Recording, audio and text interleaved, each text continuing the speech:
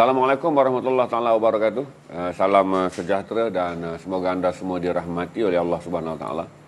Kita jumpa dalam sesi petang hari ini 15 hari ini. 15 hari bulan Januari 2021. Hari ketiga kita PKP, kota baik kami di wilayah Persekutuan ni, 3 wilayah dan juga 5 negeri yang menghadapi PKP.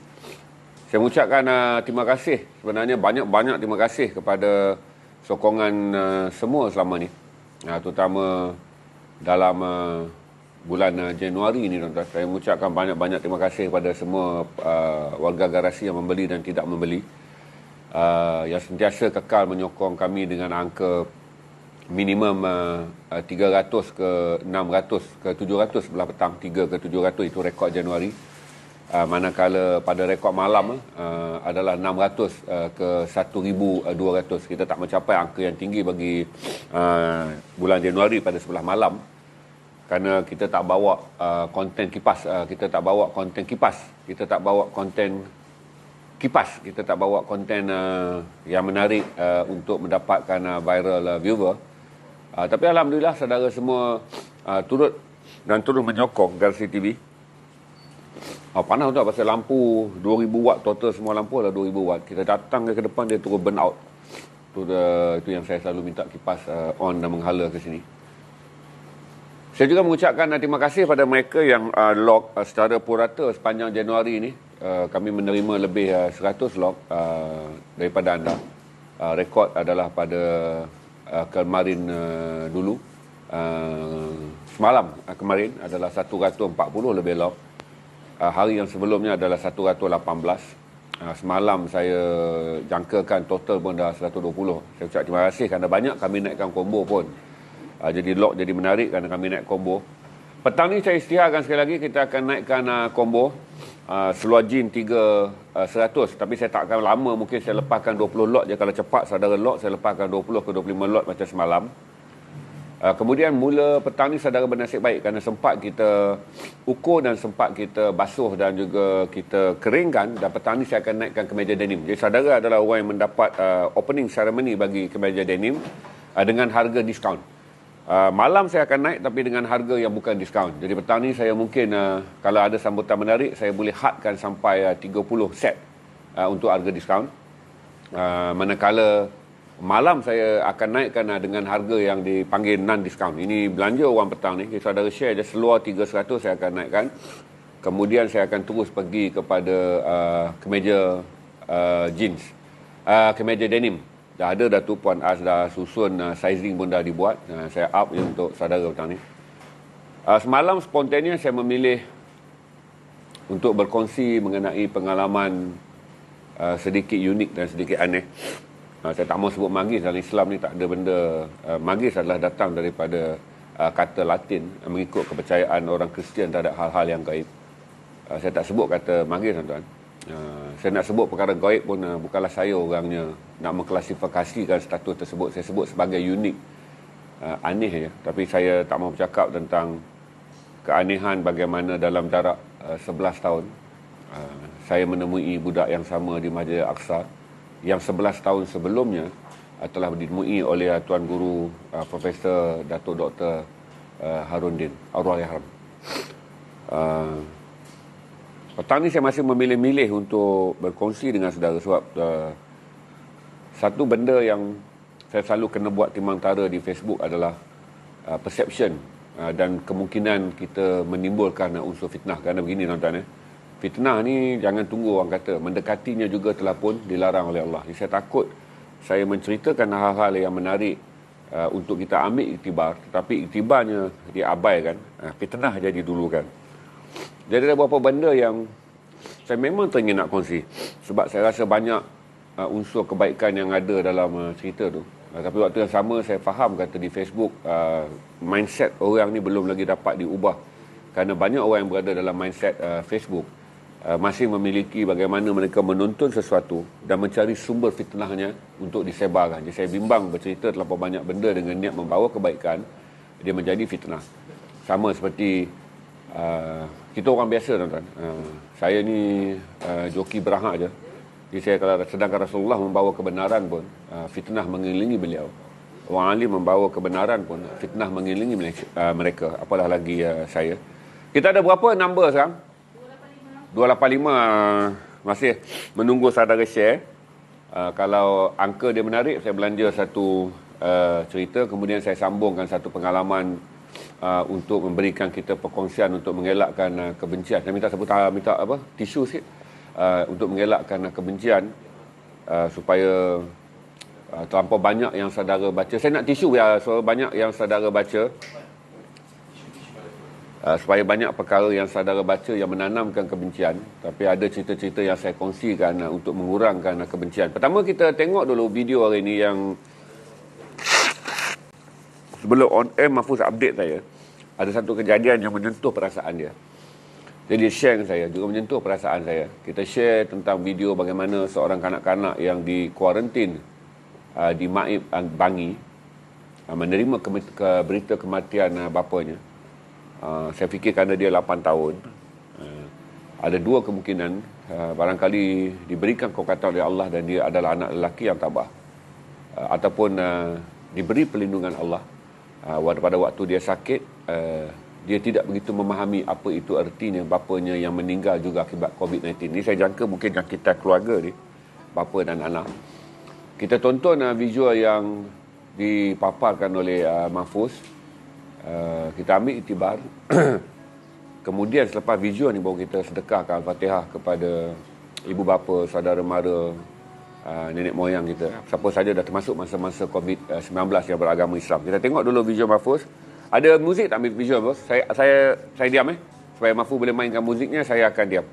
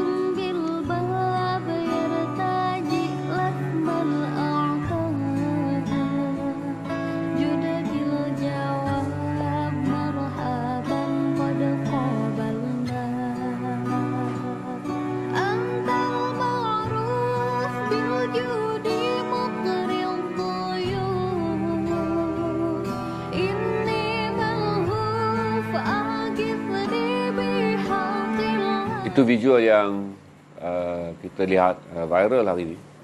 Sangat menyentuh perasaan dan apa-apa pun kita sekarkan doa Fatihah kepada semua Allahyarham marhum ibu bapa, kalau ada ibu bapa yang meninggal, saudara mara, sahabat handai, dan terutama pada masa-masa yang beragama Islam yang meninggal dunia kerana COVID-19. Al-Fatihah. Alhamdulillah. Allah. Ya kan. Ya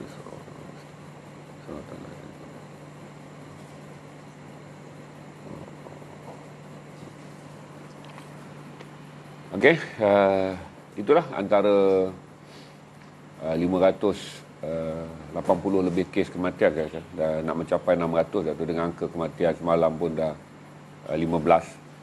Jadi hari ke hari selain daripada angka jangkitan meningkat tinggi, angka kematian turut mendadak. 3 hari PKP ni pun macam saya selalu beritahu, saya tak boleh expect apa pun. Saya jangka hari ni pun angka mungkin bergerak antara 2,500 3,000 juga. Semalam kita berada pada paras tertinggi 3,300 lebih kes. Saya naikkan hari ini satu artikel untuk mereka yang selalu masuk dan post status bertanya mengenai bagaimana nak memulakan live FB ataupun streaming. Hari ini saya naikkan artikel tu, saya ubah sesuai daripada artikel penuh yang disiarkan oleh Esro Awani. Saya custom made untuk rakan-rakan garasi supaya saudara tak perlu membaca yang ilmiah dan akademik dalam dunia buku, tapi saya generalize saja untuk memudahkan anda yang ingin memulakan perniagaan migrasi digital. Ada seorang Facebooker yang terkenal, saya tak mahu sebutlah dia punya ni. Dia sangat melarang perkongsian bahan-bahan perniagaan kerana salah satu nasihat dia, sembunyikan kekuatan perniagaan anda, perancangan perniagaan anda dan juga rahsia perniagaan anda daripada orang lain, kerana itu akan menjadikan penyebab anda akan mudah disaingi oleh pesaing anda. Saya tak percaya benda macam tu, tuan-tuan. Saya lebih percaya bahawa lebih ramai orang Melayu berniaga, lebih ramai orang Melayu menyertai premis digital, lebih ramai orang Melayu set up perniagaan digital, dia akan mengukuhkan ekonomi orang Melayu kerana itu adalah perniagaan masa depan. Dia membolehkan peniaga-peniaga Melayu mandiri daripada bergantung pada Lazada, Shopee dan pelbagai platform yang kemudiannya mengambil komisen daripada anda. Sebab itu saya kata perniagaan streaming mandiri adalah perniagaan masa depan. Syarikat-syarikat besar juga telah beralih kepada streaming. Sebab tu saudara tahu Live FB dah berada di semua platform syarikat-syarikat besar. Sebab tu saya kongsi je tanpa rasa bimbang kerana berkongsi rezeki, kan. Berniaga macam garasi tak akan menjadikan kami millionaire pun. Dia tak perlu takut apa. Dia hanyalah pekerjaan ataupun cara mencari rezeki untuk menyambung hidup, menyara keluarga. Jadi saya tak percaya pada nasihat yang selalu dimuat naik oleh status Facebooker wanita yang sangat berjaya dalam perniagaan ni, iaitu menyebut jangan berkongsi strategi, jangan. Saya tak percaya begitu. Saya percaya bahawa lebih penting adalah apabila ramai orang pergi ke streaming, kalau kita dapat mengalihkan 20% cukup, tuan-tuan, daripada kuasa beli pembeli Melayu untuk menyokong streaming Facebook Melayu, ia lebih kuat. Dan akhirnya nilai perniagaan yang berlaku di antara pembeli dengan penjual sepenuhnya dinikmati oleh kedua-dua pihak tanpa perlu kehilangan komisen kepada pemegang platform. Ini menjadikan satu adalah keuntungan diperoleh oleh pengusaha akan lebih baik. Dan yang kedua, harga barang tak perlu ditinggikan kerana perkongsian komisen margin. Dan yang ketiga, membolehkan orang Melayu, kalaupulah generasi pelopor yang berusia seperti saya ni, hanya mampu menyediakan hal begini. Tapi saya percaya bahawa 2 atau 3 tahun lagi apabila anak-anak muda datang dan masuk ke dalam platform streaming, mereka akan melakukan banyak perkara yang lebih baik, lebih hebat dan lebih menjayakannya. Kerana streaming juga berkeupayaan menjadi mall. Saya kan tak dapat sokongan je, tuan-tuan, daripada rakan-rakan yang tak begitu percaya tentang streaming. Kerana saya memang inginkan mall di mana live streaming ni boleh jalan 18 jam sehari. Dengan bermula pada pukul 8 pagi bagi segmen mall. Katalah pagi tu saya nak mulakan, dia adalah mall barangan dapur, kemudian mall segala-galanya. Supaya FB kami ni boleh streaming 18 jam sehari. Saya ingin juga menawarkan kepada mereka yang baru berjinak-jinak dengan perniagaan untuk datang belajar, walaupun ini bukanlah set ataupun manual yang berasaskan pada kajian akademik. Kami melakukannya dengan try and error dan try and error dan try and error. Dengan sedikit pengalaman saya selama 25 tahun dalam industri media dan televisyen. Tapi sayang, kita tak mendapat kepercayaan. Bila saya memulakannya dulu seawal April pun, agak sukar untuk mereka percaya bahawa ini adalah perniagaan masa depan. Ramai orang menganggap bahawa perniagaan masa lalu masih lagi perniagaan masa kini. Ramai orang percaya begitu kerana pada masa lalu mereka hidup dengan perniagaan ini selama berpuluh tahun barangkali. Jadi mereka percaya bahawa masa lalu adalah masa kini. Sedangkan apabila saya meninggalkan industri media pada September 2019, saya telah melihat bahawa industri konvensional, terutama akhbar dan televisyen, akan mengalami gangguan perniagaan yang teruk. Akhbar dah memang teruk, tuan-tuan. TV juga sedang mengalami penurunan. Apabila TV mengalami penurunan, kos periklanan tidak akan menjadi lebih murah. Kos periklanan akan meningkat. Kerana apabila syarikat mengalami kerugian dan sumber pendapatan yang adalah periklanan semata-mata, maka periklanan jadi tinggi. Dan saya juga percaya bahawa ramai orang yang mempunyai turnover perniagaan kecil, antara 30 ke 50 ribu ringgit sebulan, mustahil iklan televisyen dan iklan TV adalah apa yang mereka inginkan. Tetapi streaming memberikan ruang yang luas untuk perniagaan. Jadi saya naikkan artikel tu kerana saya tak boleh nak brief panjang, jadi saya takut Bukan semua yang menonton ni mahukan tip niaga. Sebahagian daripada saudara datang masuk awal kerana saudara inginkan beberapa perkongsian pengalaman, ataupun saya tak menganggapnya ilmu lah, pengetahuan saja. Kata ulum, ilmu, ilm adalah perkataan yang sangat tinggi. Saya berkongsi maklumat je dengan saudara. Kita ada berapa angka sekarang? Okey, 385. Tak tinggi petang ni saya akan berkongsi. Saya sedang berfikir sama ada nak berkongsi perang Lubnan 12 Julai hingga 14 Ogos 2006 atau berkongsi pengalaman haji 2017. Ni tak ada riak apa, saya cuma tanya. Saudara boleh reply je saudara nak mendengar pengalaman mana satu. Siapa yang nak mendengar pengalaman perang perang Israel Lebanon 12 Julai hingga 14 Ogos 2006, dan siapa yang nak mendengar pengalaman haji. Nanti kalau ada 5 yang pertama up dulu, admin akan bagi tahu saya akan berkongsi dengan saudara. Tak ambil masa petang ni, kita rehat je sebab saya akan naikkan combo je petang ni, belanja saudara jeans 3 live 100, ataupun kalau saudara nak perniagaan, saya terus perniagaan je sebab tentu ramai yang tak excited. Tentu ramai yang excited nak dapatkan harga bonus petang ni untuk kemeja. Jack, 30 set je kemeja Jack, sebab kita turunkan harga bonus ni hari. Malam baru kita naikkan harga premium dia yang biasa. Petang ni kita belanja sebab dia kejutan, tak ada iklan, tak ada poster, maka saudara yang masuk ni saja akan mendapat harga bonus untuk 30 set kemeja jeans. Malam saya akan naikkan dengan harga 20% lebih tinggi. Untuk petang saudara dapat diskaun 20%, tapi setnya hanya 30. Kita tak boleh belanja terlalu banyak set, tuan-tuan. Dia akan menjejaskan kita punya sasaran pendapatan tu, sebab kita ambil sekarang ni tuan-tuan kerana sokongan tuan-tuan juga. Kita ambil gundi ke gundi 4 gundi seminggu sekarang. Kita run produk untuk saudara.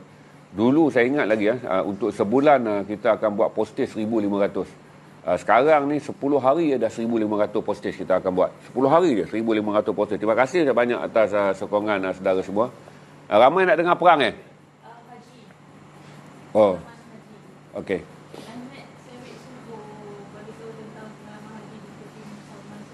Dia pun tak pernah dengar cerita tu, tuan-tuan, walaupun dia rapat dengan saya macam adik abang tu. Sebab marhum bapaknya itu adalah seperti abang kandung saya. Walaupun kami kenal dalam dunia bandar je, saya sangat rapat dengan marhum bapak Mahmet Sabit ni. Ketika Mahmet Sabit ni budak lagi, saya tampar kepala je waktu tu kalau dia ponting kelas universiti, result universiti dia tak bagus tu. Saya tepuk je kepala dia. Sekarang tak boleh lah, tuan-tuan. Dia pun anak dah 3-4 dah tu. Kerak dapat anak tu dia tu. Orang subur. Begini. Ada 2 orang selalu menyebut tentang apabila saudara pergi haji, saudara adalah tetamu Allah. Itu perkataan Alhamdulillah. Tetapi saudara kena ingat, dalam dunia moden banyak perkara berubah. Ramai orang menjadi tetamu manusia ataupun tetamu duit. Tetamu manusia apabila ada orang belanja, saudara pergi Mekah. Dan tetamu duit apabila saudara mempunyai wang dan saudara boleh ke Mekah, sama ada umrah ataupun haji. Berhati-hati dengan perkataan tetamu Allah, kerana kemuliaan tetamu Allah ni adalah lain. Kerendahan menjadi tetamu manusia kerana saudara dijemput, dibelanja orang, ditaja orang. Dan tetamu wang kerana saudara banyak wang, dan saudara rasa belanjalah wang untuk ke Mekah. Saya akan ambil buku untuk tunjuk pada saudara sekejap.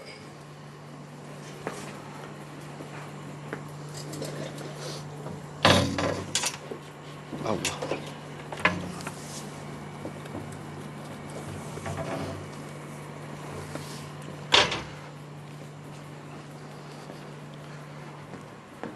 Okey, sorry tak tahu pula tajuk ni saudara nak. Berhati-hati. Saya bukan pesimis, tetapi jaga riak. Sama ada sekarang tak buat umrah lah, nanti saudara buat umrah, saudara buat haji. Kerana dunia yang penuh dengan sifat riak, yang terbesar sekarang adalah di Mekah. Betul, Mekah adalah tanah suci, Masjidil Haram. Tetapi hotel yang besar, kebanggaan untuk memberitahu orang bahawa saudara menduduki hotel yang mahal, kebanggaan untuk berkongsi dengan orang daripada ruang tamu hotel, saudara dapat melihat Kaabah di depan mata. Saudara boleh berselfie di mana saudara lebih tinggi daripada kedudukan Kaabah. saudara boleh menggambarkan bahawa saudara menikmati langit lapang di atas Kaabah.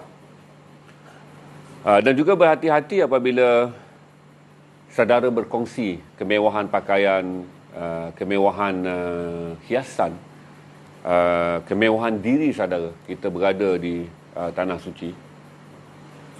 Kerana saya berjalan, trip saya tu kebetulannya saya adalah tetamu jemputan Raja Saudi.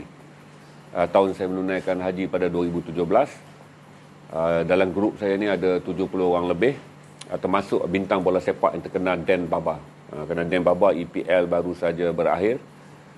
Dan waktu tu saya rasa dia sedang mencari kontrak baru untuk meninggalkan Tottenham Hotspur, saya rasa, untuk pergi ke liga mana pun. Dia pun mendapat dalam senarai tetamu Raja Saudi tu. Dan tentulah tuan-tuan, sebagai tamu raja tuan-tuan, adalah yang terbaik diberikan kepada semua tetamu. Dia punya hotel ni adalah pensut menghadap ke Madinah, ke Masjid Nabawi tuan-tuan. Hingga kita merasa sangat malu kerana ramai orang bersolat daripada tingkat-tingkat hotel yang tinggi. Pensut dah tentulah di atas tuan-tuan. Saya berada berenam dalam pensut yang saya rasa 1,600 kaki persegi, di mana kalau daripada bilik kita nak menjerit pada orang di ruang tamu, ataupun orang di ruang tamu nak mencari orang di bilik air pakai call phone tuan-tuan. Pensut yang sangat mewah, betul-betul menghadap Masjid An-Nabawi. Apa yang saya boleh bagi tahu kepada saudara, ketika tu saya memilih untuk tidak menyertai, sebab diberi kelonggaran banyak syarat dan sebagai tamu ni, saya memilih untuk menyertai pasukan sukarelawan tentera Saudi yang tidak bersenjata, sukarelawan yang kerja dia sembuh air pada jemaah, malam mengedarkan makanan pada orang miskin, dan selebihnya adalah melihat jemaah-jemaah yang datang daripada negara yang miskin. Oleh kerana saya tak berada dalam kemah-kemah, saya boleh bebas bagaimana dengan pas yang saya ada tu. Pertama tuan-tuan, saya sangat menghormati jemaah-jemaah daripada orang miskin di Afrika. Saya jumpa dengan jemaah Ivory Coast, jemaah yang kita cap baju dia, kerana dekat baju dia tu dia supaya daripada jauh dia boleh nampak mereka pakai uniform ala-ala batik corak orang Afrika, dan mereka adalah jemaah Ivory Coast.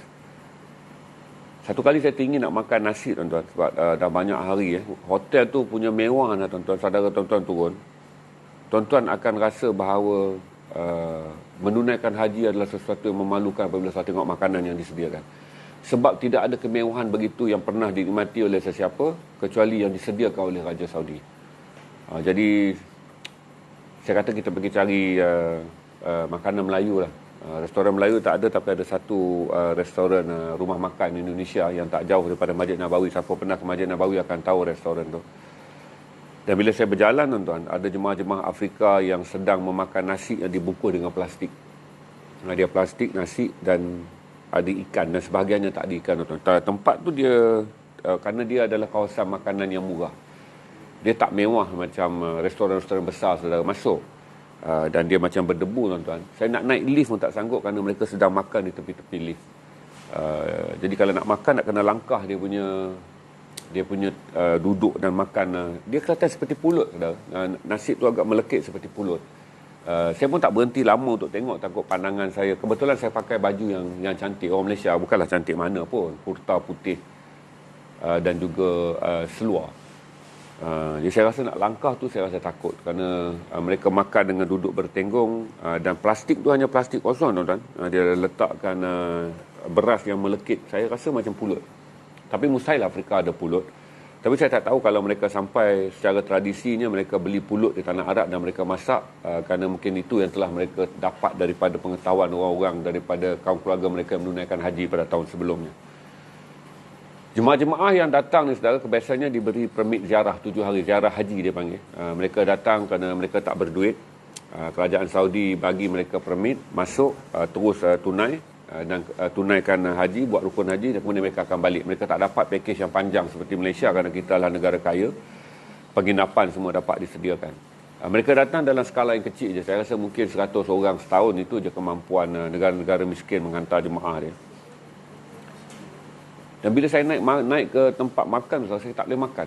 Sebab saya ingat kata bagaimana Tuhan menghantar orang menjadi tetamu manusia. Saya ni tetamu manusia lah. Sebab dijemput oleh satu manusia yang lain. Tak kira lah raja atau apa di mata kita ni, tuan-tuan, akan wujud macam-macam lah.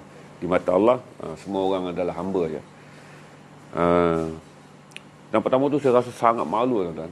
Saya sangat malu kerana saya tahu kata itu belum masuk musim dia lagi tu. Beberapa hari lagi baru akan datang musim haji.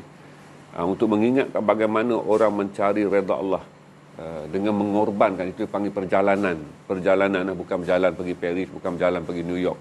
Itu berjalan mencari redha Allah. Jadi orang ni makan nasi gitu je. Itu pengalaman pertama, tuan-tuan, bila ingat balik rasa nak menangis lah. Sebab kita fikir kata bagaimana Allah pilih pelbagai orang untuk berkumpul di tanah suci. Sebahagian yang lain akan melihat kemewahan yang lain. Sebahagian yang lain mungkin akan atau mungkin tak akan mahu melihat kedaifan yang lain. Tetapi semua datang sebagai tetamu Allah. Dan hari itu belum lagi hari kita berihram. Jadi kita dapat dengan ihram kita nampak semua sama. Tanpa ihram kita akan nampak banyak perbezaannya. Orang Afrika yang miskin yang tentu nak menjimatkan wang mereka sebelum datang musim haji. Jadi saya ingatkan pada saudara tentang perkataan tetamu Allah ni, bahawa ada 3 sebenarnya dalam dunia moden akhir zaman ni. Tetamu manusia apabila kita dibelanja wang untuk pergi, dan akhirnya paling menakutkan adalah tetamu wang, di mana saudara banyak wang, saudara pergi ke Mekah hanya dengan mengatakan aku dah cukup wang, aku kena pergi Mekah. Dan pada waktu tu saudara, saya rasa sangat terperanjat kerana sebahagian besar jemaah lebih banyak selfie ya. Kita boleh nampak lah hingga dalam tawaf tu pun saudara, nampak orang sedang live video FB ketika tawaf haji pun saudara, penuh. Adalah perkara yang biasa je orang live sambil live FB haji. Tak apa, saya pendekkan dekat situ. Bila sampai musim haji, tuan-tuan, saudara akan dapat melihat perasaan apabila kita menjadi tetamu pakej yang kalau kita komplain lah, ramai orang komplain. Nanti saya cerita pula bab orang pass bag dan orang nak tampar mutawif kerana perjanjian kemewahan hotel yang dijanjikan oleh sebuah syarikat swasta ni tak menyamai kemewahan yang dijangkakan oleh jemaah kaya raya ni. Dia hampir tampar mutawif tu, dan mutawif tu bercerita dengan saya pada lapangan terbang sebelum balik. Saya cerita cara apabila buang ihram, kita masih lagi nampak kekayaan orang yang kaya. Masih nampak, tuan-tuan, ihram ni kita akan nampak pada beg yang mereka galas. Walaupun ihram ni sepatutnya dah menyamaratakan, tapi beg yang mereka galas, kita boleh nampak lagi pada perhiasan-perhiasan yang mereka pakai. Dan dia bagi pengajaran pada saya yang saya nak share dengan saudara lah daripada pandangan saya. Bahawa berhati-hati jangan sampai niat saudara untuk berumrah ataupun menunaikan haji selepas COVID ni, insya-Allah Allah akan buka balik perjalanan ke rumah dia yang suci tu. Berhati-hati supaya saudara kena tanya diri saudara sama ada aku ini tetamu Allah, aku ini tetamu manusia, atau aku ini tetamu wang. Bila kenderaan bergerak, kita ni jemaah semua negara akan bergerak melalui kenderaan-kenderaan mewah. Yang kemudiannya kita percaya itulah menunaikan haji. Tetapi apabila saudara melihat orang berjalan kaki daripada kita wukuf tu, dan kemudiannya orang akan berjalan kaki merentas untuk ke Muzdalifah, dan jemaah itu juga berjalan kaki untuk pergi melontar. Jauh perjalanan, tuan-tuan. Tetapi jemaah-jemaah daripada negara miskin dan orang-orang Arab yang tahu, yang berpegang pada tradisi Nabi menunaikan haji, mereka berjalan kaki. Saya masa naik bas tu, tuan-tuan, rasa malu ni Allah sajalah yang tahu. Apabila saya lihat orang merentas padang pasir itu berjalan kaki, tuan-tuan, puluh ribu lah. Ketika kita berada dalam aircon bas tu, barulah datang pertanyaan kepada kita, apakah kita menunaikan rukun haji berdasarkan rukun-rukun yang ditulis ataupun menunaikan haji dalam semangat haji. Itu fizikal, belum spiritual. Fizikalnya, semangat haji ni orang ni berjalan mengikut betul-betul cara Rasulullah. Kita berada dalam bas aircon, tak kira lah jemaah yang pernah pergi dengan tabung haji pun, Dia akan mendatangkan fikir kepada kita bahawa apakah kita sedang menunaikan haji atas semangat Rasulullah, ataupun kita akan menunaikan haji atas semangat kita, iaitu dengan wang yang kita bagi, dengan duit yang bertahun-tahun kita simpan. Inilah jaminan yang kita mahu. Tempat tinggal yang selesa, bas yang berhawa dingin, layanan makanan yang baik.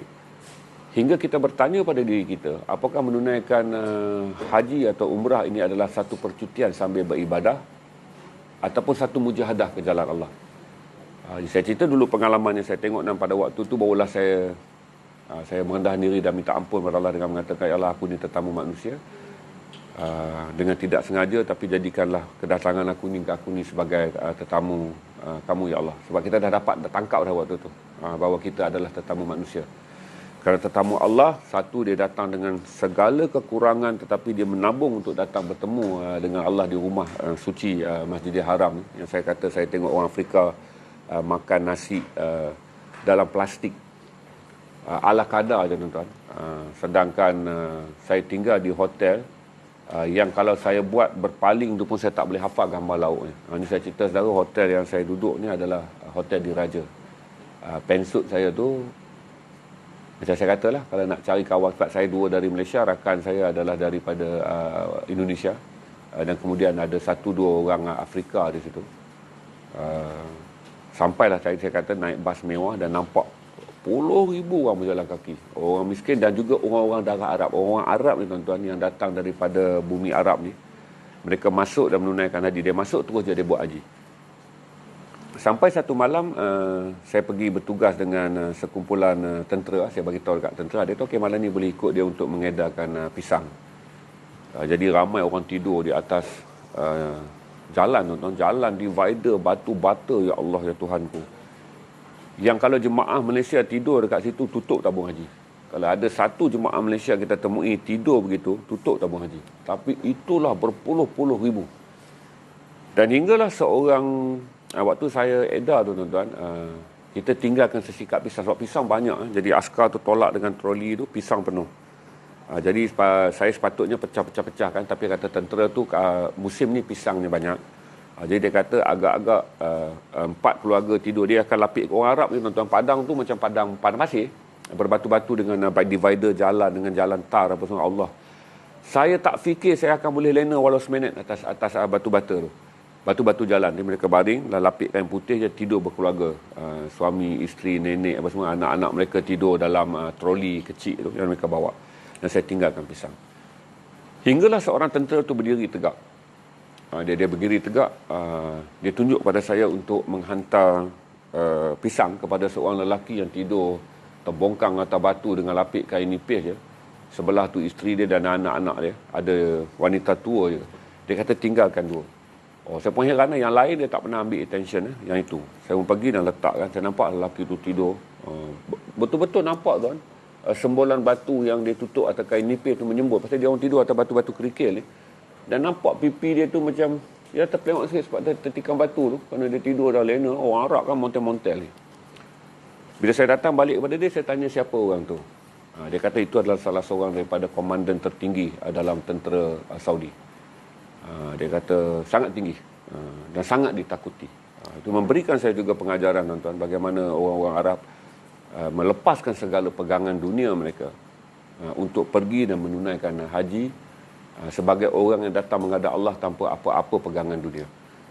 Yang dalam kalangan kita tak banyak, sebab kita diajar untuk rukun, ini baca apa, ini baca apa, ini baca. Kita belajar tentang fardu haji, tetapi semangat haji itu kita kurang ambil berat. Tapi bila saya sampai di sana, saya melihat bagaimana semangatnya orang kata, buanglah segala yang kamu ada di dunia supaya kamu pergi kepada Allah tanpa apa-apa. Dan saya banyak belajar daripada orang Pakistan, daripada orang Bangladesh. Ini dah memang miskin. Pakistan, Bangladesh memang miskin. Datang daripada Afrika. Malah saya melihat orang kaya daripada Saudi, tuan-tuan, yang mempunyai pangkat dan kedudukan, tetapi telah dilatih oleh keturunan-keturunan mereka bahawa pergi menunaikan haji adalah ini. Bererti semangat, walaupun 1 jam yang kita rasa kita sayang dan kalau orang tengok rasa mahal, kita tak bawa.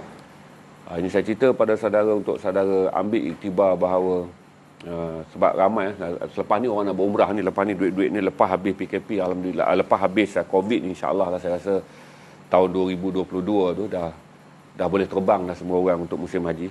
Mustahil tahun ni kita dapat menunaikan haji dan juga umrah. Ambil benda ni untuk memberi gambaran kata semangat untuk menunaikan haji tu bukanlah setakat fardu dia. Fardu ni adalah ilmu saja. Supaya haji, orang kata apa, kalau orang yang orang bodoh yang menunaikan amal tanpa pengetahuan adalah seperti pelita yang berada di tangan kanak-kanak. Orang yang berilmu tetapi tidak mengamalkan apa yang dia ketahui seperti pelita yang berada di tangan pencuri. Ini adalah kata-kata hikmah tentang ilmu. Orang yang orang yang mengamalkan, orang yang beramal tanpa ilmu adalah seperti pelita yang berada di tangan kanak-kanak. Orang yang berilmu dan yang mengamalkannya itu, orang yang berilmu dan tidak mengamalkannya adalah seperti pelita di tangan pencuri. Tapi saya bagi tahu pada saudara, takut kita ni menjadi orang yang pelita di tangan pencuri. Kita tahu semua benda, tetapi cara kita mengamalkannya itu tidak memenuhi kehendak ilmu. So, saya kongsi dengan saudara tentang bertahun-tahun lepas saya balik pun tuan-tuan, setiap kali saya akan ingat pengajaran dalam hidup ni, adalah satu pengajaran bahawa bagaimana harta dunia boleh menipu manusia, dan apabila dia tipu dalam kehidupan seharian, kita tanpa malu bawa harta dunia ni dengan kemungkinan kita menipu Allah.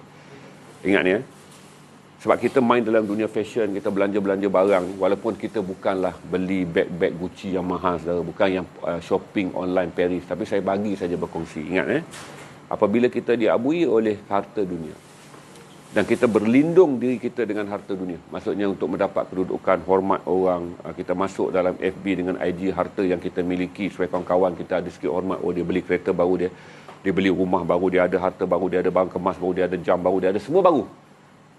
Saudara mengabui orang untuk mendapatkan kehormatan diri saudara dengan harta dunia, ada kemungkinan saudara juga akan cuba menipu Allah apabila saudara berada di tanah suci, atau Allah membiarkan saudara hadir ke tanah suci sebagai seorang yang sedang menipu orang lain. Jadi dalam perjalanan tu juga tuan-tuan, saya lihat orang, saya sangat hormat orang daripada Asia Selatan, daripada masuk beberapa hari saya dah tahu dah, ya Allah, rupanya tetamu Allah ni. Yang real boleh kita tengok adalah orang miskin yang diberi permit ziar. Ziar ni permit dia 7 hari. Yang datang daripada Bangladesh, yang datang daripada Pakistan banyaknya, yang datang daripada India, yang miskin-miskin ni. Tapi Afrika memang majoriti, 90% daripada jemaah mereka adalah orang miskin. Dan kemudian tuan-tuan, saya tutup phone sebab saya memang tak ada Facebook, tak ada guna pun saya buka phone. Dan saya dah bagi tahu pada isteri saya, sekiranya ada yang urgent, bukan kematian, sebab saya ada ibu, bukan kematian, jangan hubungi saya lah. Kalau ada yang urgent bukan kematian, jangan hubungi saya. Jadi saya tak berwhatsapp dengan isteri saya berada di tanah suci, dan sampai sana pun saya tak daftar line phone. Tapi phone saya ni saya tak ambil gambar, tak ambil apa, saya cuma bawa phone untuk menulis buku ini je. Jadi saya hanya ada Galaxy Note je dalam tu, saya menulis perjalanan saya ada 20 hari lebih tanah suci ni, saya menulis buku ni lama lah. Ini bukan promote nak jual tuan-tuan, buku ni saya tak jual. Saya simpan je, walaupun dia edarkan, tapi saya tak berniat promote, dan saudara tak boleh lock buku ni. Hanya untuk menulis je catatan-catatan saya, apa yang saya rasa bahawa datangnya pengajaran kepada saya bahawa ramai orang akan pergi bukan dalam keadaan berasa dirinya hamba yang hina, tetapi ramai yang akan berada di kota suci yang akan dilihat. Kita tak tahu lah, tapi saya rasa dengan penuh kehinaan kerana kemahuan dunia masih ada. Jadi saya jumpa tuan-tuan ramai orang yang bertepik dan bertekak di dalam kedai emas, kerana cabaran paling besar di Masjid Nabawi ni tuan-tuan, bila keluar je pintu pagar, dunia menanti anda. Masuk dalam Masjid Nabawi ni tuan-tuan, berintih, merayu, menangis, maka Rasulullah. Langkah keluar je, terus nampak kedai emas. Arab ni jahat tu, dia buka kedai emas keliling Masjid Nabawi tu. Saya nampak orang bertekak, orang itu, orang bershopping dalam keadaan masih lagi mengena. Perempuan dengan emas ni, jangan marah penonton perempuan, saya cerita pula. Perempuan dengan emas ni saudara, tak boleh berpisah walaupun di tanah suci. Dia keluar tu, jemaah-jemaah kita yang keluar tuan-tuan dengan tudung masih lagi telekung. Bukan balik dia tangga telekung tu, dengan telekung tu lah dia masuk ke kedai-kedai emas yang dibuka awal pagi di Masjid Nabawi ni. Lelaki ni tuan-tuan, kalau pergi barang dia lah. Kesombongan orang kaya ni, kadang-kadang orang yang tak kaya pun tuan-tuan, dia berasa dia dapat datang menunaikan haji ni, dia kaya. Banyak kekasaran berlaku. Hinggalah seorang kawan saya mutawif ni baik dengan saya jumpa dia di balik. Nanti saya cerita bab lain pula, saya cerita bab balik. Dia kata pada saya, kan ada jemaah pakej mewah ni. Di mana dia kata, inilah tahun berbelas tahun dah Syekh, dia kata ana jadi mutawif. Tahun ke tahun makin teruk lah. Tahun-tahun dulu ana kena maki, orang sepak beg depan ana. Tahun ni dia kata ana nak kena tampar. Maksudnya dia mutawif, tuan-tuan, dia bekerja dengan agensi. Kerana perjanjian tu adalah 2 bilik, di mana wanita yang kaya raya ni akan tinggal bersama ibu mertuanya dalam satu bilik mewah. Manakala suaminya akan tinggal dengan bapa mertuanya. Begitulah kes dia. Tetapi kerana kekurangan bilik, dalam bilik wanita ni ada wanita lain yang ditumpangkan. Sama-sama kaya ni, tuan-tuan. Ni yang bayar 100,000 ke atas ni untuk menunaikan ni. Jadi dia turun, dia nak mencari pekerja syarikat agensi haji yang bawa dia tu, tak jumpa. Dia mengamuk, tuan-tuan. Dia turun, dia mengamuk. Dah sampailah, kata kawan saya ni, dah habis haji dah. Dia kata, dah habis lengkap dah rukun haji. Dia kata, tinggal tawaf, selamat tinggal je belum buat. Wanita ni menjerit, maki, hamun macam histeria. Dan tuntut balik duit dia tanah suci. Kerana dia kata bilik dia tu sepatutnya dia dan ibu mertua dia. Kenapa ada seorang lagi masuk? Jadi perkelahian.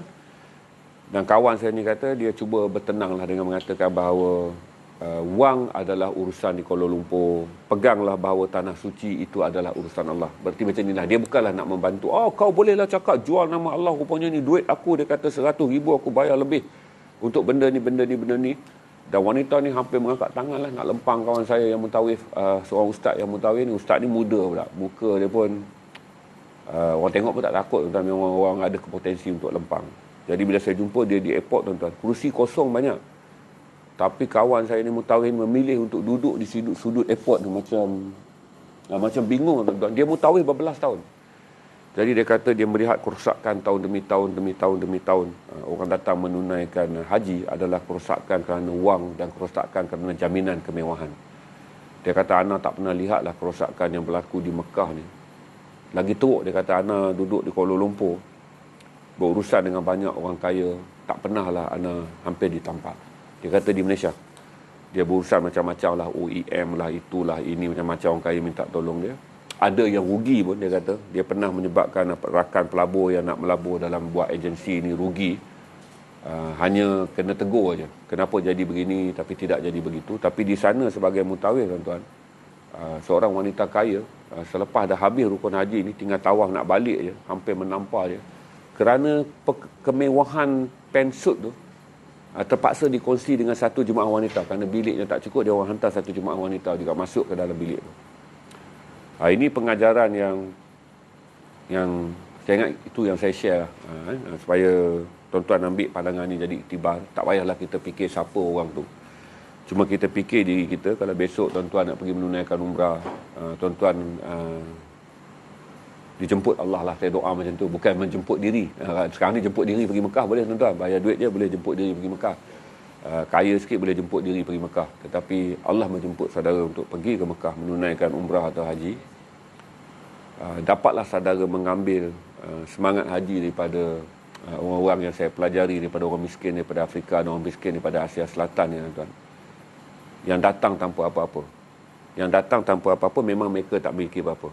Tetapi sekurang-kurangnya saya belajar daripada salah seorang jeneral Arab Saudi ni yang punya apa-apa, tetapi menunaikan haji dalam keadaan tak ada apa-apa. Saya tak boleh lupa, tuan-tuan, dia Arab yang tembam, tuan-tuan.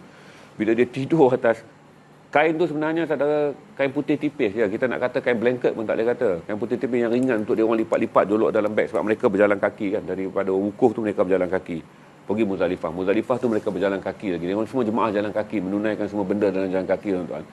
Saya boleh tengok tu muka dia tu ditikam batu jalan tu, tuan-tuan. Dia tidur letih sebab bila berjalan kaki ya, kita akan lebih letih daripada naik bas. Dia tikam muka dia tu. Dan saya nampak rendahnya dia duduk tu, tuan-tuan, sama rendah dengan jemaah Afrika dan juga jemaah Asia Selatan. Maka itu dah datang pengajaran kepada saya, yang saya pergi ni tidak lagi meninggalkan dunia saya, sebab saya dijemput kerana kedudukan saya.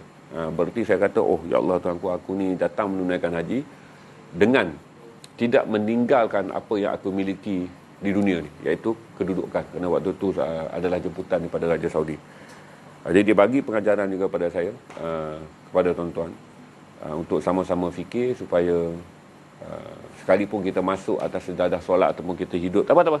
Kita ada tamunya tuan-tuan, dia akan datang untuk membantu kita buat log nanti. Itu seekor kucing ni. Dia tetamu baru gitu tuan. Bakal joki kat ni.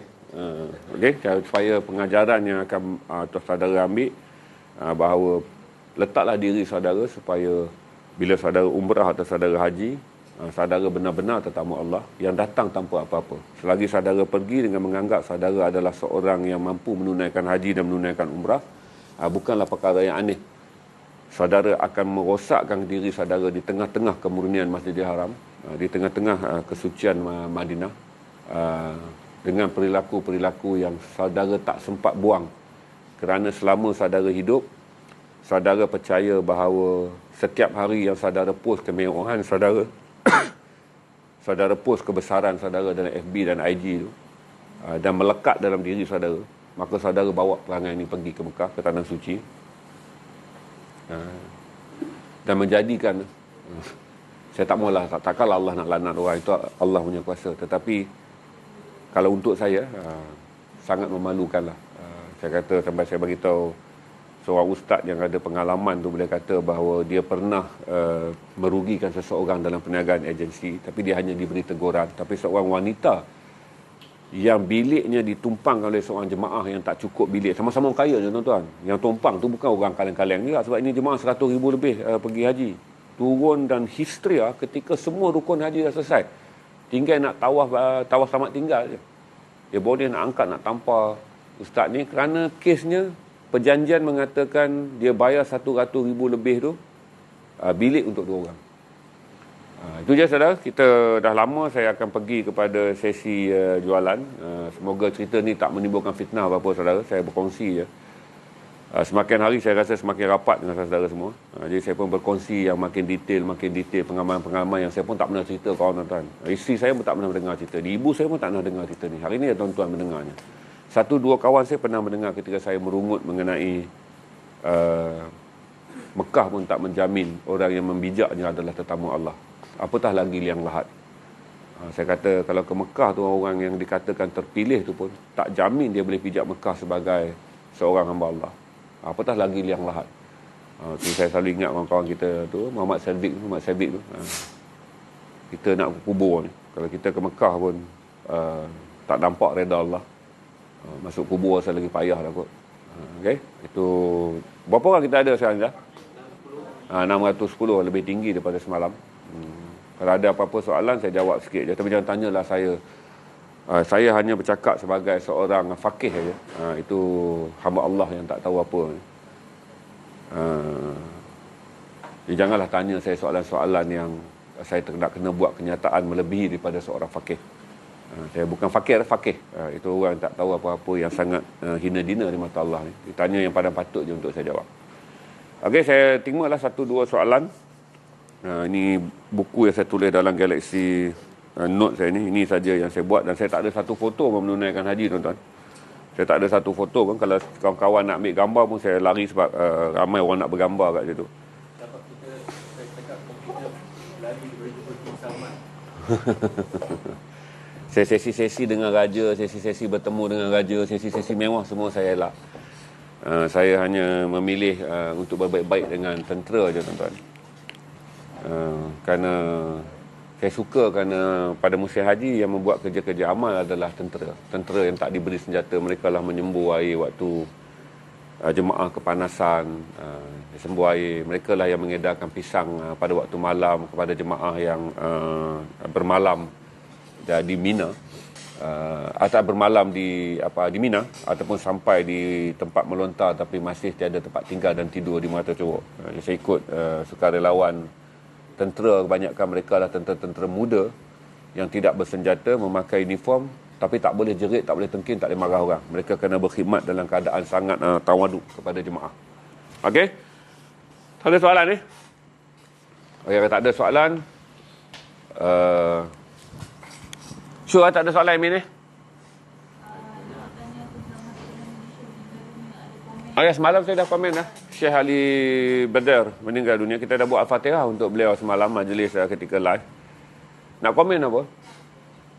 Tentulah dia seorang yang mulia kerana beberapa bulan sebelum dia meninggal dunia dalam satu ceramah ketika isterinya hadir dan juga jemaahnya hadir, dia telah memberitahu bahawa hari ini aku telah membeli kain kafan dan aku telah berpesan kepada isteriku, sekiranya aku mati, waktu dia sebut tu semua orang takbir Allah Akbar, macam orang kata, Syekh janganlah bercakap benda ni, Syekh janganlah bercakap benda ni. Dia kata aku telah berpesan kepada isteriku apabila aku mati, kebumikanlah aku di Indonesia, kerana dia dilahirkan di Mekah. Kemudian pada tahun 2002 saya rasa dia datang ke Indonesia. 2008 dia berkahwin dengan seorang wanita Indonesia. 2012 dia mendapat kerakyatan, dan pada 2018 dia tahan di hospital kerana disyaki mengalami COVID-19. Ketika dia berada di hospital, dia buat satu video akhir dia, dah pakai oksigen tapi dia kata dia agak okey, tetapi dia kembali ke rahmatullah. Dia terkenal dengan syarah-syarah dia berkenai derma subuh, tuan-tuan. Dia terkenal dengan bagaimana dia menghormati seorang kanak-kanak hafiz Quran dengan mencium kaki kanak-kanak hafiz Quran. Dia seorang qari, baca sedap, tuan-tuan. Tapi syarah dia sangat sederhana. Dia seorang ulama yang sangat berlemah lembut. Saya orang Indonesia sangat sayang pada dia. Kita yang kenal dia dalam video-video YouTube, selain daripada Hasan Basar Lama, saya memang dengar juga Syekh Ali Badar. Kita bersedih lah kerana selalunya di mana-mana pun ada orang baik yang diawalkan pemergian dia kerana Tuhan kasih dan terlalu sayang pada dia, awal dia ambilnya pergi. Ada orang baik yang dipanjang-panjangkan usianya kerana Allah kasihkan kepada kita supaya dia ada tu untuk menegur kita. Ada dua jenis kekasih Allah ni. Sesuatu Allah terlampau sayang, Allah ambil dia dalam usia yang begitu muda. Selalu Allah terlampau sayang kat kita pula, dipanjang-panjangkanlah orang-orang yang baik ni supaya kebaikan orang tu dapat membimbing kita. Jadi kalau panjang usia seorang ulama tu bukanlah apa, kerana Allah kasihkan hamba-Nya, kasihkan kita supaya dapatlah kita menumpang teduh di bawah ilmu ulama yang panjang. Kalau ada yang umur pendek, Allah ambil macam Syekh Ali Badar ni. Allah ambil kerana kasih sayang Allah yang sangat tebal kepada dia. Ambil. Jadi yang lain tu Allah panjangkan usia kerana kasih sayang Allah kepada kita. Kalau dia ambilnya semua yang baik-baik ni awal, yang perempuan Histria tadi, saya ingat dah terus naik, atau ustaz tu cekik, ustaz tu dah jadi filem Train to Busan dah. Dah jadi Train to Busan, menakutkan lagi. Tapi ditinggalkan ulama-ulama yang hebat, yang berusia panjang ni, kerana kasih Allah kepada kita, orang-orang yang huru-hara ni, supaya ada terbimbing kerana kekasih-kekasih Allah, orang-orang yang Allah sayang ni dibiarkan ada bersama kita. Jadi Syekh Ali Badar pergi ni, pemergiannya tu memang menyedihkan lah, kerana ini seorang yang sangat alim, seorang yang sangat lemah lembut, menyampaikan Islam dalam arti kata Islam, iaitu bahasa kasih sayang. Tak ada kekasaran dalam tutur dia, tuan-tuan. Dengan bercakap Indonesia, berlidah Arab dia, dan begitu fasih berbahasa Indonesia.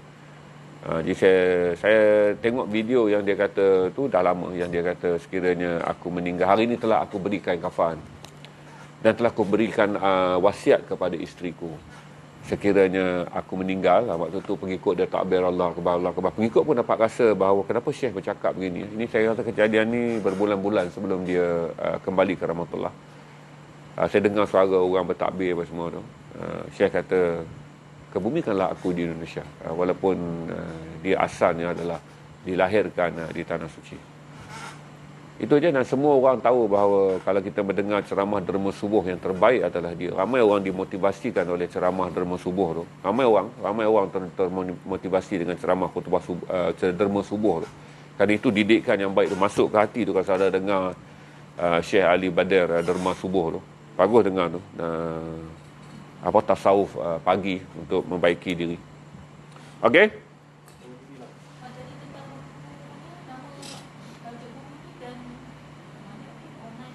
Tak ada. Buku tu saya cetak, saya dah jual-jual gitu je dah. Betul adalah dalam simpanan saya cetak dulu 500 buah je. Saya tak pernah jual pun, saya sedekah pada orang kawan je, tuan-tuan. Orang sepi pergi ke gurun.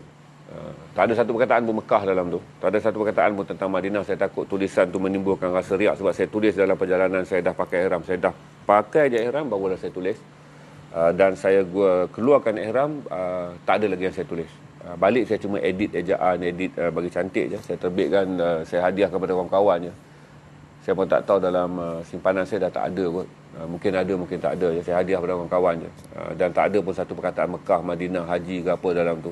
Saya mengelakkan daripada supaya buku ni tidak meninggalkan kata-kata untuk saya bagi tahu secara riak bahawa ini adalah pengalaman saya buat haji. Sebab saya fikir haji ni unik, tuan-tuan. Untuk memakai gelar Tuan Haji pun saya rasa tak wajar. Saya tak pakai. Pergi mana-mana pun orang buat banner ke apa, orang nak address saya pun saya sebut je Zainal Rashid pun. Sebab saya fikir kata untuk mendapat tetamu Allah ni, tuan-tuan, lain jalan dia. Bukan diundang oleh King, tapi lain jalan dia. Okey, kita pergi je ke jualan sekarang. Saya nak belanja. Tu saya tak cerita lagi tu. Bab Allah hukum kita waktu ni saya cerita ni sebelum OTD ni. Tuan-tuan duk bangga OTD, saya cerita OTD. Satu pengalaman yang buat saya menangis di depan Kaabah adalah 3 benda, tuan-tuan. Pertama, saya mohon ampun dosa saya dengan ibu bapa saya. Ayah saya dah arwah, ibu saya masih hidup. Yang kedua, tuan-tuan, saya mohon seorang yang sangat saya minati, saya tak kenal pun, saya minat kembali kepada Allah. Saya pun tak tahu, tuan-tuan. Setiap kali saya lihat wanita ini dan dia berkahwin dengan seorang lelaki Kristian, dia sangat popular, tuan-tuan, dan dia sentiasa ada di hati saya. Sampai sekarang pun, tuan-tuan, saya kadang-kadang saya solat, kalau saya teringat kan, saya akan tambah hujung doa semoga kembali ini ke dalam Islam. Saya tak tahu sebab apa, tak kenal pun saudara, dia artis je pun. Dan saya doakan supaya dia kembali kepada Islam, kerana saya faham kata dia seorang wanita yang baik, dan saya faham bahawa telah berlaku satu ujian yang berat kepada dia dan juga kepada keluarga dia hingga dia murtad. Yang ketiga ni, tuan-tuan, saya ambil pengajaran. Ingat ni OTD yang kaki suka-suka OTD ni. Dalam tawaf, saya ikat pakaian saya ni, tuan-tuan. Saya pergi Mekah ni satu je Allah ajar tentang riak memakai. Riak Makkah. Ikat ni, tuan-tuan. Ujian yang paling berat saya ada dekat sana adalah ihram saya sentiasa hampir tertanggal. Ingat tu masa tawaf tu, ihram saya ni sentiasa hampir tertanggal. Dah ikat kuat, tuan-tuan. Mana ada orang tertanggal ihram, kecuali kalau Allah nak hukum dia waktu dia tawaf. Itu kalau saya ingat sampai sekarang, tuan-tuan, Allah rasa nak angkat muka pun tak boleh, tuan-tuan. Sebab itulah jaga-jaga dengan kemewahan yang saudara pakai. Allah hukum saya ketika saya tawaf, di mana sepanjang tawaf tu, selain membaca bacaan tawaf, hidup saya menjadi tidak, kan tawaf ni adalah gambaran hidup. Saya diazabkan dengan nak membetulkan, kerana kalau saya tak betul, saya boleh telanjang bulat, tuan-tuan. Boleh terkeluar saya punya ihram. Kemudian saya bernasib baik ketika tawaf tu berhenti untuk maghrib, tuan-tuan. Saya berada terus menghadap Kaabah. Betul ada dalam line depan, tuan-tuan. Tapi dia punya dera saya, tuan-tuan, masuk 2 orang. Janganlah salahkan. Sikit-sikit Arab. Memanglah ramai orang pergi. Sebenarnya siapa saja pergi sana badan besar nampak Arab, belum tentu dia Arab. Dia kepit dek 2 Arab ni, tuan-tuan. Terapung saya. Kepit ni 2 Arab ni terapung. Sebab bila kita duduk saf depan ni kan orang berebut-rebut. Maghrib dalam menunaikan rukun haji.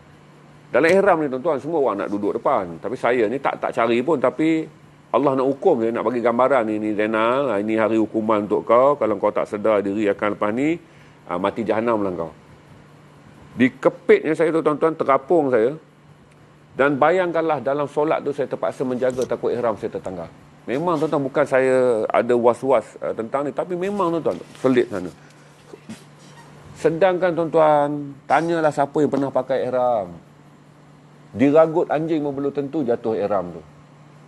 Sebab ihram ni teknik ikatan Nabi ajar tu cukup untuk kita bergerak dan cukup untuk kita bersolat dengan selesa. Tapi bab saya, tuan-tuan, sepanjang saya tunaikan haji, saya dah tahulah dosa saya adalah dosa memakai.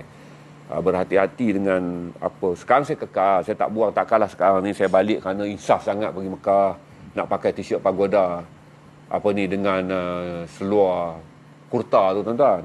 Taklah munasabah. Tetapi mengajar saya tentang berhati-hati bahawa sepanjang saya pergi haji tu, Selain pendidikan yang saya tak boleh ajar dengan saudara, itu tak boleh. Tak semua benda saya boleh cerita, tak elok, tak manis orang kata. Jadi fitnah. Tapi ini saya cerita kepada saudara. Bahawa pakaian antara sebab manusia akan sampai ke neraka jahanam. Kalau dia sampai depan Kaabah orang macam saya, tuan-tuan, Allah hukum saya. Tu boleh bayar lah, tuan-tuan. Itu di tanah suci. Mati esok di tanah suci pun tak dilindungi saya. Dengan dosa saya ke atas pakaian ni. Saya anggap macam tu lah. Tapi saya tak adalah ada Mercedes pun masa pergi pun. Saya ingat waktu tu seluar masa paling-paling mahal tahun saya pergi tu, Momotaro je saya ada. Belum belajar main samurai lagi. Adalah kot selain 2 samurai. Tapi banyak Momotaro je. Tapi itu Allah hukum saya.